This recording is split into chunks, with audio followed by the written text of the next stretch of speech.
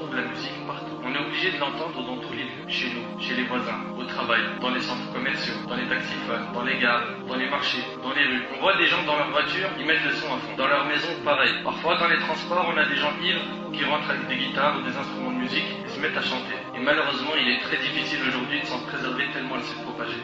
On l'achète à prix fort, on dépense de grandes sommes pour acheter les dernières chansons, assister au concert. Tu vois le jeune tout fier de sortir de la FNAC avec un nouvel album à la main, ou tout fier d'avoir téléchargé le dernier clip de tel chanteur ou chanteuse. Si tu demandes des informations sur les chanteurs, les sportifs, les acteurs, les comédiens, les jeunes peuvent t'informer sur leur vie entière. Mais les compagnons du prophète sallam sont inconnus pour eux. Wallahi al-azim, nos frères et sœurs sont en perdition. Ils n'ont plus d'identité, plus rien de profitable à quoi s'accrocher. Les chanteurs et les acteurs sont devenus des modèles pour nos jeunes. Savez-vous ce qu'il y a derrière la musique? La réponse, une armée impressionnante de chanteurs, d'acteurs, de sportifs. Chaque jour, il y en a des nouveaux. Il y en a tellement qu'on ne les connaît plus. Et derrière chaque nouvelle star, des armées entières de fans. C'est les médias qui leur ont donné le surnom de star. C'est eux qui leur organisent des fêtes durant leur vie et des hommages après leur mort. Ils leur ont donné de l'importance, de l'honneur. Ils leur ont fait des films, des séries, des émissions pour que les gens les prennent comme modèle. Pour certaines stars, ils leur ont fait des statues pour se rappeler d'eux. Les médias en ont fait des héros et des martyrs après leur mort. Parmi les choses qui ont fait plonger notre communauté dans la musique, on a la mauvaise compagnie. Ils sont la cause de beaucoup de dégâts. En règle générale, ce que les jeunes donnent à leurs potes pour les soulager de leurs soucis, c'est des choses qui détruisent la foi. Cigarettes, joints, de l'alcool, de la drogue. Ou bien, il va lui dire, viens, on va voir des filles, on décompresse. Ou écoute cet album, il déchire.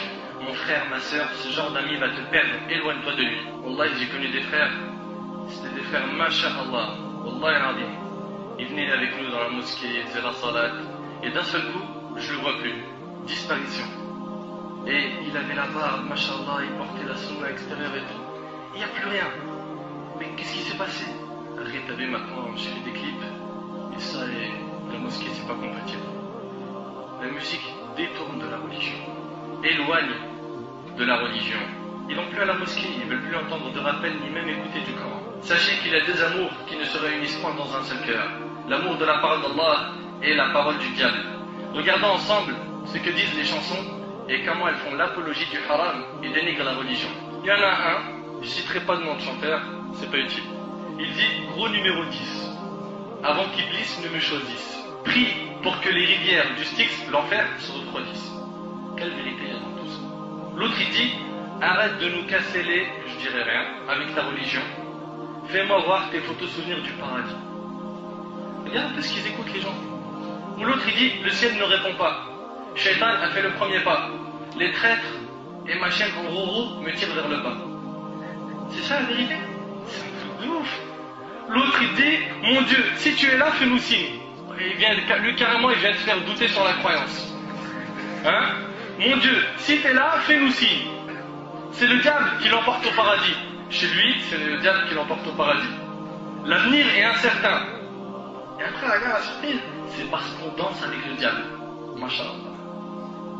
Un autre chanteur, lui je me demande s'il a un vrai cerveau ou pas, il a dit que Dieu bénisse les voyous. Franchement, je vois pas, quand un jeune il me dit le son c'est la vérité, pour moi ça c'est de la poubelle. C'est de la poubelle. Zéro. 0 sur 1 million, pas 0 sur 10. Un autre a chanté même, et Wallah al-azim, ça a été le poignard dans mon cœur quand j'ai entendu ça. Il a chanté des versets du Coran. Bismillah ar-Rahman ar-Rahim. Il est parti balancer des morceaux de Coran. Dans les boîtes de nuit, on m'a dit, on danse sur les versets du Coran.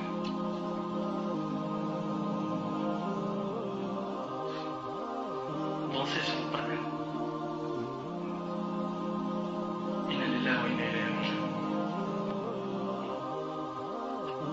Mes frères et sœurs, entre nous, ces paroles sont des paroles de vérité. Avez-vous oublié qu'Allah subhanahu wa ta'ala a dit dans Surat al-Zumar, Surat 39, verset 23, Allahu nazzala ahsan al-hadith kitaban mutashabihan mathaniya taqsha'irru minhu juludu alladhina yakhshawna rabbahum thumma talinu juluduhum wa qulubuhum ila dhikrillah. Allah n'a-t-il pas dit, Allah a fait descendre le plus beau des récits. Ça me fait de la peine, Wallah, d'entendre que des jeunes peuvent dire, lui dit la vérité, alors qu'Allah il dit, Allah a fait descendre le plus beau des récits, un livre dont certains versets se ressemblent et se répètent. Les peaux de ceux qui redoutent leur Seigneur frissonnent à l'entendre, puis leur peau et leur cœur s'apaisent au rappel d'Allah. Comment tu peux apaiser ton cœur avec les paroles du diable, avec le Coran du diable, avec les instruments du diable? Comment tu peux dire mon cœur s'apaise avec la musique, alors que normalement c'est avec le Coran? Oui, mais je comprends pas le Coran. C'est normal, t'es encore dans la musique. Chasse la musique de ta vie. Chasse la musique de ton cœur. Retourne vers le Coran. Il est rapporté par Al-Bukhari, il y aura certes parmi ma communauté des gens qui rendront licite la fornication, des gens qui rendront licite parmi ma communauté. Le prophète a dit parmi ma communauté, c'est-à-dire chez nous. Vous allez entendre des gens qui vont dire c'est halal. Le prophète, il y a 14 siècles, il a dit il y aura des gens parmi ma communauté qui rendront licite. Au nom de quoi? Allahu a'lam.